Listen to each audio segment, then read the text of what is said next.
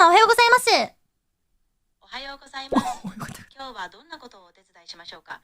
気軽に話してくださいね。くしゃみ出したいんですけど、どうすればいいですか？なるほど。サミットに出したいんですね。出したくない。あ、わかった。じゃあサミットに提出するためのサミットは出したくない。あ、なるほど。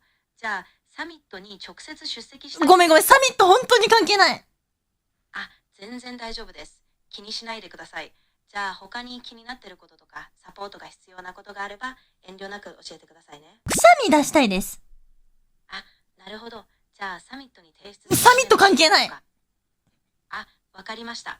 じゃあサミット自体にもうやめ、もうあかん。